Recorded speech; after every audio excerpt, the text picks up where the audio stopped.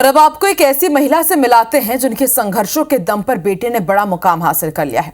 आर्थिक तंगी के बीच बेटे की उपलब्धि जितनी बड़ी है उतना ही बड़ा है कि मां का संघर्ष। अंतर्राष्ट्रीय महिला दिवस पर देखिए हमारी खास रिपोर्ट।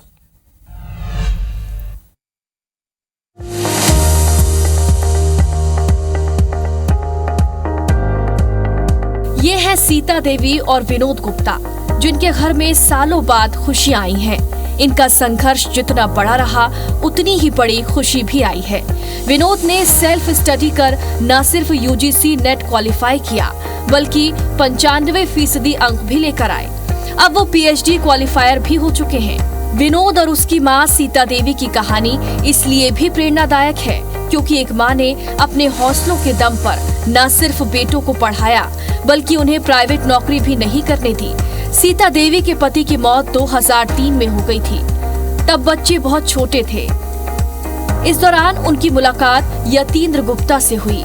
समाज सेवी यतीन्द्र गुप्ता ने सीता देवी को गांव से लाकर अंबिकापुर में एक चाय की दुकान खुलवा दी और चाय बेचकर ही सीता देवी ने अपने बेटे को पढ़ाया, जिसकी बदौलत बेटे विनोद ने बिना किसी कोचिंग के कम संसाधन के बीच बड़ा मुकाम हासिल किया, जिसका पूरा श्रेय विनोद अपनी मां को देते हैं।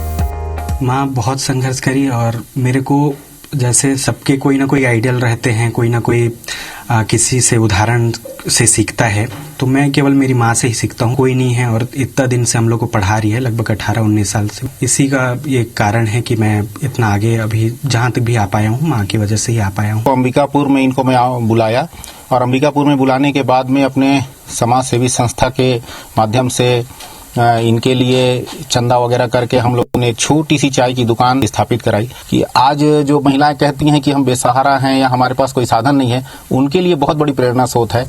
सीता का संघर्ष इस बात से समझा जा सकता है कि उनके 2 बड़े बेटों की असामयिक मौत हो गई।